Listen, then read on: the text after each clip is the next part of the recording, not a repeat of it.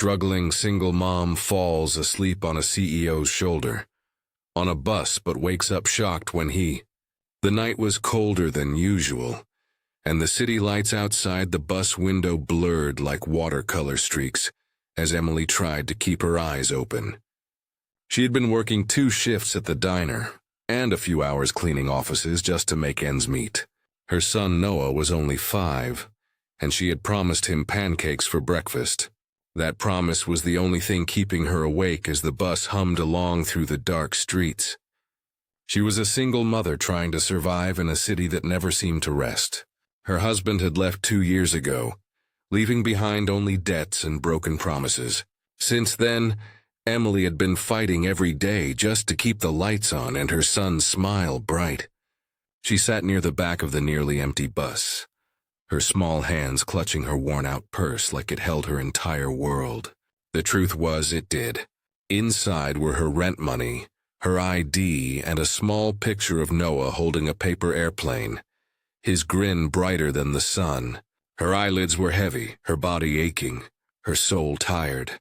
And before she knew it, her head tilted slightly, resting on the shoulder of the man sitting beside her. The man didn't move. He didn't pull away. In fact, he looked down at her, surprised for a moment. Then something soft flickered in his eyes. He was impeccably dressed, dark suit, silk tie, expensive watch. But there was something lonely about him, too.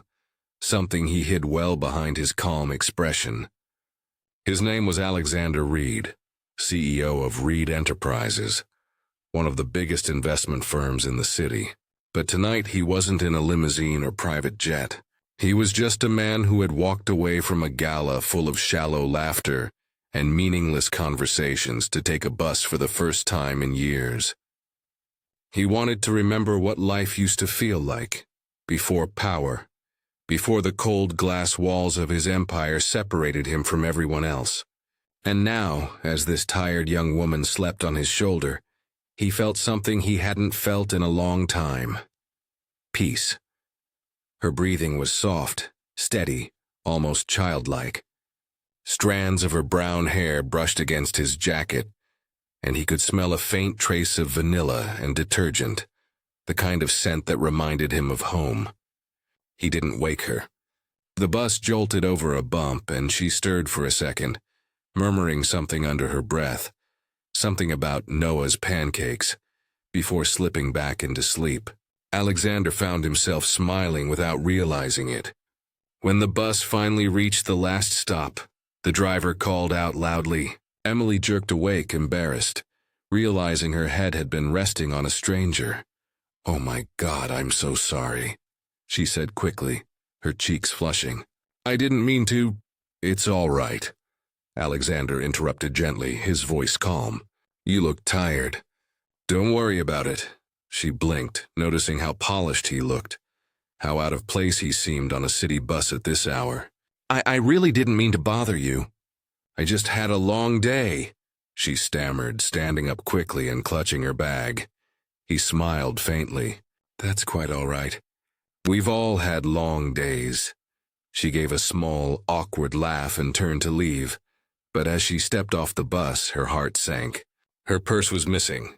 Panic shot through her veins. "No, no, no," she whispered frantically, checking under the seat and around her. It wasn't there. Tears welled in her eyes. Her rent, her ID, everything was gone. Alexander noticed her distress and stood up. "What happened?" "My purse," she said, her voice trembling.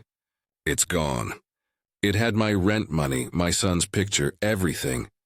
I can't." He didn't hesitate. "Come with me," he said firmly. "We'll find it." They got off the bus together and went back along the route she remembered. Her hands shook as she tried to recall where it could have fallen.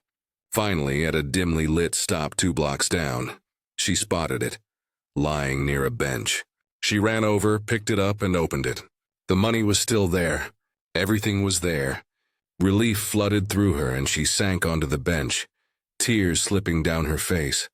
Alexander stood quietly beside her, giving her a moment. Then softly he said, "It's dangerous to travel alone this late. Where do you live?" She hesitated. Downtown. But it's fine. I take this bus every night after work. He frowned. You shouldn't have to. She looked at him curiously. You talk like someone who's never taken a bus before. That made him chuckle. You might be right about that. She laughed weakly, brushing away her tears. Well, thank you. For helping me. My pleasure, he replied. By the way, I'm Alex. Emily, she said. Just Emily. He nodded, studying her for a moment. The exhaustion in her eyes, the quiet strength in her voice. Something about her stirred something deep inside him. Something he hadn't felt since before success turned his world into numbers and deals. He offered to walk her home, and though she protested at first, he insisted. As they walked, she told him about her son, how she worked 2 jobs and still struggled to pay rent. She didn't complain, though. She spoke with pride, with love. Noah is my whole world, she said softly. He deserves better. I just need to hold on a little longer. When they reached her small apartment building, a worn-down place with flickering lights and cracked walls, she turned to him and smiled faintly. Thank you again, Alex. I really appreciate it. He nodded. You're welcome, Emily. Take care of yourself. As he turned to leave, Noah's voice called from the window above. Mommy, you're home. Emily waved up, her eyes brightening instantly. Yes, baby, I'm home. Alexander looked up too, smiling at the boy's excitement. Something about the scene tugged at his heart. When he got home that night, he couldn't stop thinking about her. The next morning, Emily dragged herself to the diner, half asleep but determined. Around noon, the doorbell jingled and in walked Alex, wearing the same calm smile. She froze, nearly dropping the tray she was holding. You? She blurted out. What are you doing here? He smiled. Having lunch, I suppose. You eat at diners? She asked, raising an eyebrow. Starting today, I do, he replied. He sat at one of her tables and she served him coffee and pie. But as the days went by, he came again and again. Sometimes he'd sit quietly and work on his laptop while she refilled his cup. Sometimes he'd just talk, listening to her stories about Noah and her struggles. She found herself laughing more when he was around. She didn't know he was a CEO. To her, he was just Alex, the kind stranger who listened without judging. Then one afternoon, a black luxury car pulled up outside the diner.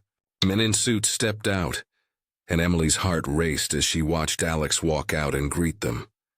One of the waitresses whispered, That's Alexander Reed, the billionaire. What's he doing here? Emily stood frozen. When Alex came back inside, she looked at him, eyes wide. You're that Alexander Reed? He nodded sheepishly. I was hoping to tell you myself. She shook her head in disbelief. Why didn't you say something? He smiled softly. Because I didn't want you to treat me differently. You're the first person who's talked to me like a person, not a paycheck. Her heart softened, but she stayed quiet. He noticed the walls she quickly built up again. Emily, he said gently, let me help you. I can find you a better job, a safer place for Noah. No, she interrupted firmly. I can't take charity. He looked at her for a long moment, admiration in his eyes. Then think of it as a partnership, she frowned. What kind of partnership? He smiled. I need someone I can trust to help with a new community project I'm funding. You'd be perfect. It took her days to believe it was real. But soon she was sitting in a bright office, handling paperwork and organizing events for a charity program, helping single parents find work. She thrived there, her confidence returning, her laughter genuine. Noah adored Alex, who visited often, bringing books and little toys. Slowly, Emily realized that Alex wasn't just helping her. He was becoming part of her life. Months passed, and one evening, after a long event, Emily found herself again on a bus heading home. This time, Alex sat beside her, and she smiled, resting her head on his shoulder deliberately. Déjà vu, she murmured. He chuckled softly. Except this time I won't let you wake up alone. She looked up at him, her eyes warm. And I won't be afraid to lean on you anymore. He smiled, wrapping his arm around her gently. For the first time in years, Emily felt safe. Not because of money or status, but because someone saw her heart and believed she was worth more than her struggles. When they reached her stop, Noah ran into the bus shouting, "Mommy, Alex!" Alex lifted him up laughing, and in that small, imperfect moment, a tired mother, a lonely man, and a little boy, the three of them felt like a family fate had quietly stitched together. And that night, as Emily watched Alex tuck Noah into bed, she whispered a silent prayer of gratitude.